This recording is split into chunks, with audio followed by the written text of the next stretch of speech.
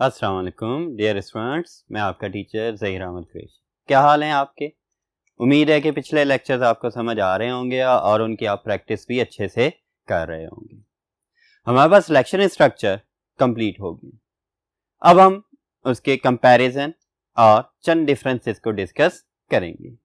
आज का हमारा लेक्चर है भी इसी टॉपिक पर कि comparisons of different selection structures या डिसीजन कंट्रोल स्ट्रक्चर।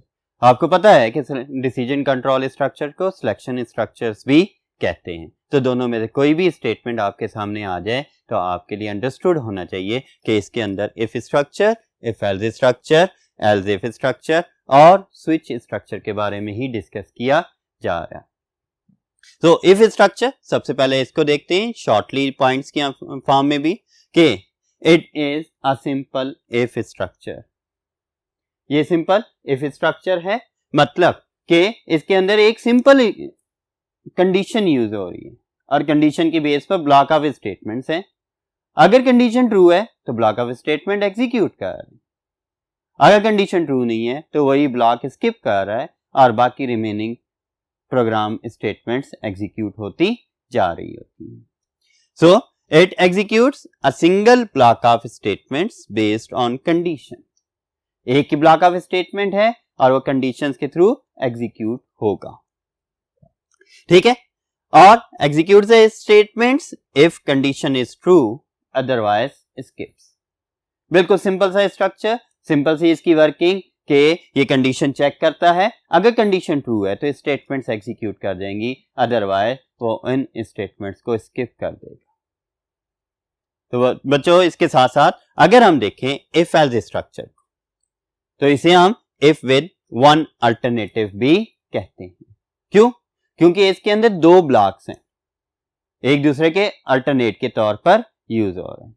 अगर एक ब्लॉक एग्जीक्यूट करता है तो दूसरा स्किप होगा, और अगर पहला स्किप होता है तो दूसरा लाजमी एग्जीक्यूट होगा। तो इसी वजह से इसे to way decision making structure भी कहा जाता है, क्योंकि ये टू वे डिसीजन मेकिंग के लिए यूज हो रहा है कि दो रास्ते हैं, दो वेज हैं, दो मेथड, दो ब्लॉक्स हैं, दो में से किसी एक ब्लॉक को सिस्टम ने सिलेक्ट करना है फॉर द एग्जीक्यूशन। किसकी बेस पर? Based on the condition. Again condition true होगी तो जो ट्रू ब्लॉक होगा वो एग्जीक्यूट करेगा और फॉल्स ब्लॉक स्किप हो जाएगा। और अगर कंडीशन फॉल्स होती है तब ट्रू ब्लॉक स्किप हो जाएगा, जबकि फॉल्स ब्लॉक एग्जीक्यूट हो जाएगा। यही पॉइंट्स यहां पर आप लिख सकते हैं। If with one alternative means it is also called if with one alternative. It is a two way decision making structure. It executes one block of statements from two given blocks. If condition is true then true block executes and false block skips, and vice versa. बच्चों, जब भी vice versa means इसका उलट कि अगर condition false होती है तब ट्रू ब्लॉक स्किप हो जाएगा और फॉल्स ब्लॉक एग्जीक्यूट हो जाएगा। ये रहा हमारे पास इफ एल्स स्ट्रक्चर। अब थर्ड स्ट्रक्चर जो कि हमने पढ़ा पिछले लेक्चर्स के अंदर, उससे डिटेल में भी देखा, उसके प्रोग्राम्स भी हमने प्रैक्टिस किए, तो वो हमारे पास आ जाता है else if structure. It is also called if with multiple alternatives. पहले भी आपको बताया जा चुका है और अब दोबारा बता रहे हैं कि एल्स इफ स्ट्रक्चर, जिसे हम इफ एल्स इफ स्ट्रक्चर भी कहते हैं, इसके अंदर मल्टीपल कंडीशंस यूज हो रही होती हैं और उनके अगेंस्ट रिस्पेक्टिव मल्टीपल ब्लॉक्स होते हैं। जब भी कोई कंडीशन ट्रू होती है उससे रिस्पेक्टिव ब्लॉक एग्जीक्यूट कर जाता है, और अगर कंडीशन ट्रू नहीं होती तो वो ब्लॉक स्किप हो जाता है और नेक्स्ट ब्लॉक एग्जीक्यूट करता है। और अगर कोई भी ब्लॉक एग्जीक्यूट ना करे या ट्रू ना हो तो फिर एल्स ब्लॉक एग्जीक्यूट होता है। यही चीज हम इधर शॉर्ट वर्ड्स में लिखते हैं, इफ विद मल्टीपल अल्टरनेटिव, कि ये इफ विद मल्टीपल अल्टरनेटिव्स भी कहलाता है। It selects a block of statements from multiple options. ये मल्टीपल ब्लॉक्स में से किसी एक ब्लॉक को सिलेक्ट करेगा, लेकिन किस बेस के ऊपर? Based on several conditions. Means के एक हर ब्लॉक की अपनी एक कंडीशन होगी, बहुत सारी कंडीशंस हैं, उनमें से जो कंडीशन ट्रू होगी उसका रिस्पेक्टिव ब्लॉक एग्जीक्यूट कर जाएगा। इसके अंदर ये हमारे पास मल्टीपल सिलेक्शन स्ट्रक्चर है, use for menu selection, means एक ऐसा मल्टीपल सिलेक्शन स्ट्रक्चर है जो कि मेन्यू सिलेक्शन के लिए यूज होता है। ओके बच्चों, switch structure is similar to else if statement, मतलब हम कहते हैं कि ये एल्स इफ की तरह काम करता है, लेकिन इनमें थोड़ा सा माइनर डिफरेंस भी है और वो हम डिफरेंस में भी डिस्कस करेंगे। कैसा डिफरेंस कि एल्स इफ स्ट्रक्चर के अंदर मल्टीपल कंडीशंस यूज हो रही होती हैं और जो भी ब्लॉक एग्जीक्यूट होना होता है वो अपनी कंडीशन पर डिपेंड करता है। अगर वो कंडीशन ट्रू होती है तभी एग्जीक्यूट करता है, अदरवाइज वो फॉल्स हो जाता है, स्किप हो जाता है। लेकिन स्विच स्ट्रक्चर के अंदर मल्टीपल कंडीशंस या कोई कंडीशन यूज नहीं होती, इसके अंदर एक्सप्रेशन यूज होता है। पिछले लेक्चर में हमने देखा था कि ऐसा एक्सप्रेशन जिसकी वैल्यू ना या तो इंटीजर होगी या कोई कैरेक्टर कांस्टेंट होगी यूज हो रही होती है, और ये डिफरेंट केसेस के साथ अपनी वैल्यू को मैच करता है और उसकी बेस पर रिस्पेक्टिव ब्लॉक को एग्जीक्यूट कर रहा होता है। It selects a block of statements to execute based on single value. वो सिंगल वैल्यू कौन सी होगी? सिंगल वैल्यू या तो इंटीजर होगी या कैरेक्टर कांस्टेंट होगी। सो बच्चों, इसके कंपैरिजन के मजीद पॉइंट्स को डिस्कस करने के लिए हम नेक्स्ट बोर्ड पर मूव करते हैं। सो बच्चों, remaining parts else if structure और स्विच स्टेटमेंट के। ये वाला ब्लॉक आपके एल्स इफ स्ट्रक्चर को डिस्क्राइब करेगा और ये वाला ब्लॉक आपके स्विच स्ट्रक्चर को डिस्क्राइब करेगा। एल्स इफ स्ट्रक्चर में executes a block when condition is true, जब कंडीशन ट्रू है तो एक ब्लॉक को एग्जीक्यूट कर देगा, and skips all other conditions with their blocks, और बाकी तमाम कंडीशंस को स्किप कर देगा।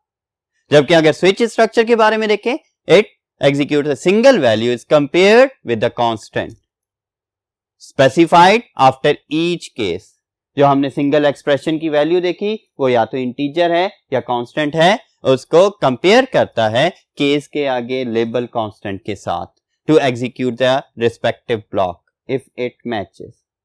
मतलब दोनों को कंपेयर कर रहा है, केस के सामने जो कांस्टेंट वैल्यू लिखी है और जो एक्सप्रेशन की कांस्टेंट रिटर्न वैल्यू आ रही है, दोनों को आपस में कंपेयर करता है और जिस केस के साथ वो वैल्यू मैच कर जाती है उसको एग्जीक्यूट कर देता है और बाकी तमाम केसेस को इग्नोर कर देता है। कैसे? By using break statement. अगर ब्रेक स्टेटमेंट नहीं यूज की होगी तो वो नेक्स्ट केस की वैल्यूज को और स्टेटमेंट्स को भी एग्जीक्यूट कर देगा। कब तक करता जाएगा? जब तक उसे ब्रेक स्टेटमेंट नहीं मिलती या आपका स्विच स्ट्रक्चर एंड नहीं हो जाता। एल्स इफ स्ट्रक्चर के अंदर if all conditions are false then else block will execute if exist. Means अगर जितनी भी कंडीशंस गिवन है एल्स इफ स्ट्रक्चर के अंदर तमाम की तमाम फॉल्स हो जाती हैं, तब एल्स स्ट्रक्चर मौजूद हो तो वो एग्जीक्यूट करेगा, अगर नहीं मौजूद तो कंट्रोल आउटसाइड द स्ट्रक्चर चला जाएगा। जबकि अगर हम स्विच स्ट्रक्चर में देखें, if there is no match then default block of statement will execute if exist। Again, switch structure के अंदर भी default block है जो कि optional है। else if structure की तरह else if structure में else optional है और switch structure के अंदर आपका default block optional है। ये कब एग्जीक्यूट करता है? अगर ये मौजूद है और तमाम के तमाम केसेस के साथ वो एक्सप्रेशन की वैल्यू मैच नहीं कर रही, तब बाय डिफॉल्ट जो हमने स्टेटमेंट रखी होंगी वो उन्हें एग्जीक्यूट कर देगा। बच्चों, ये था आपके पास कंपैरिजन तमाम सिलेक्शन स्ट्रक्चर्स का।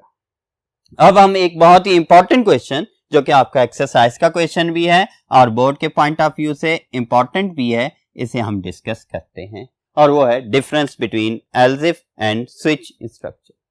अभी हमने जो देखा वो इसका कंपैरिजन था, अब हम इसे डिस्कस करते हैं कि ये किस तरह से एक दूसरे से डिफरेंट भी हैं।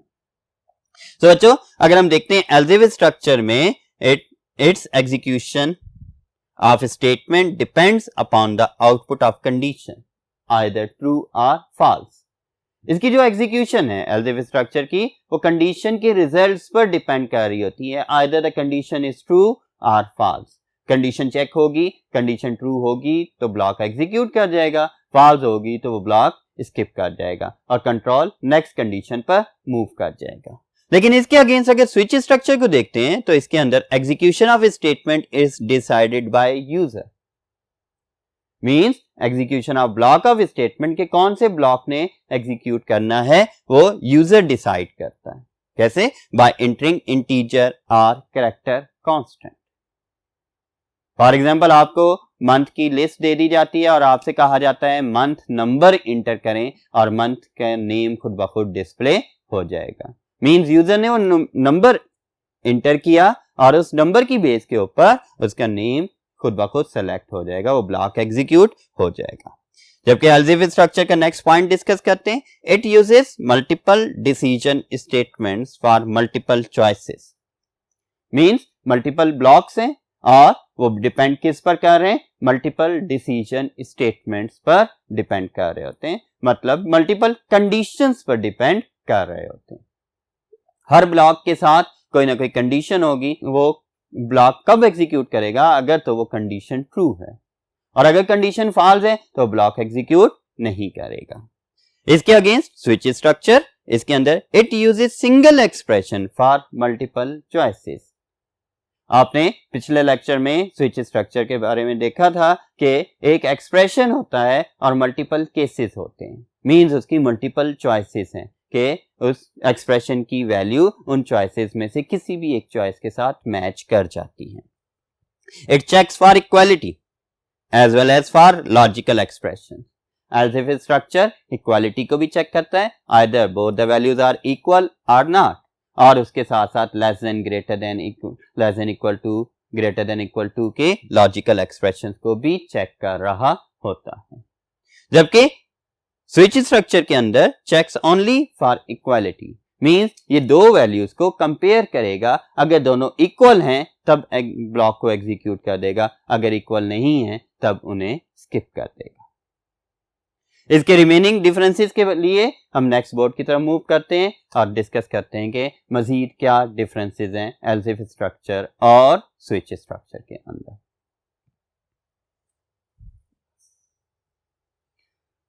अच्छा बच्चों, ये एलजीफ स्ट्रक्चर और ये स्विच स्ट्रक्चर के बारे में हमारे पास मजीद पॉइंट्स हैं।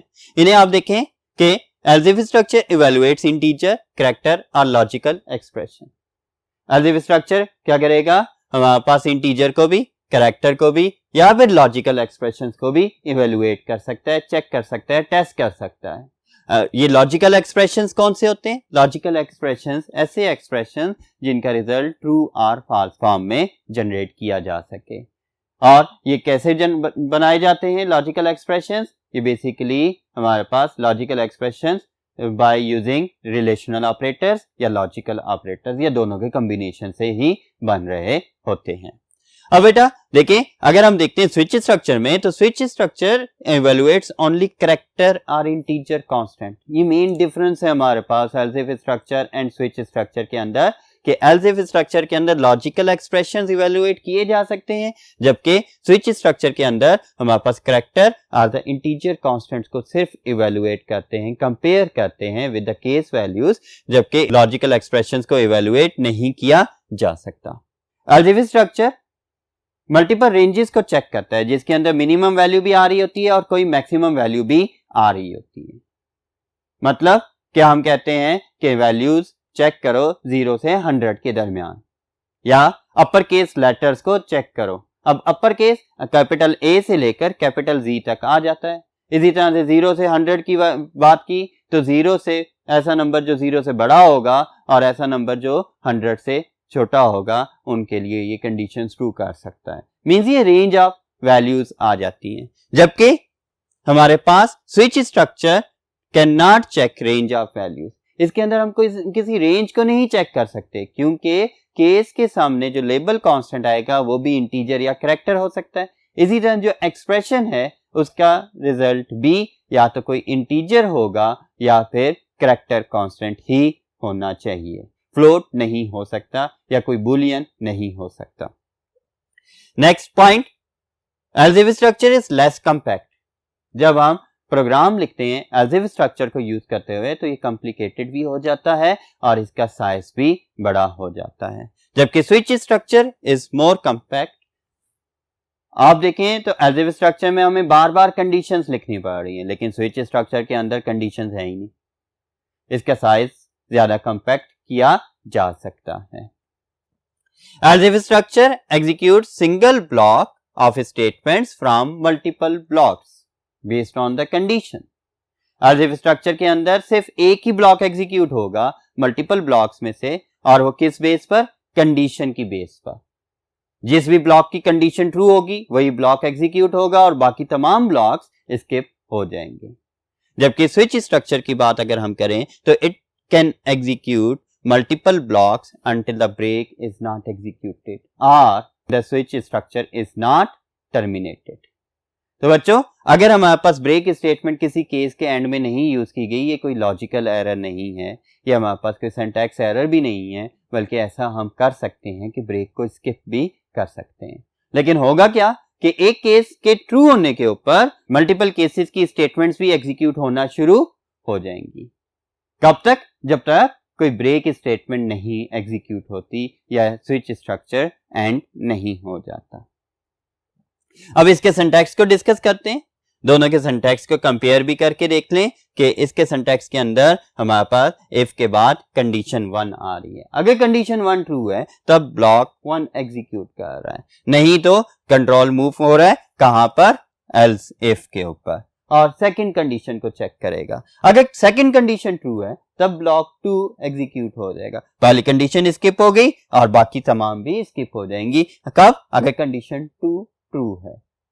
अगर कंडीशन 2 भी ट्रू नहीं होती देन कंडीशन 3 चेक होगी। कंडीशन 3 भी ट्रू नहीं है, कंडीशन 4, 5 टिल कंडीशन n, ये तमाम कंडीशंस को 1 बाय 1 चेक करता रहेगा। कब तक? जब तक कोई कंडीशन ट्रू नहीं हो जाती। अगर कोई कंडीशन भी ट्रू नहीं होती तब ये एल्स ब्लॉक को एग्जीक्यूट कर देगा, इन केस कि ये हमने यूज किया हो अपने प्रोग्राम से। अगर नहीं किया तो ये प्रोग्राम इस स्ट्रक्चर को टर्मिनेट कर देगा।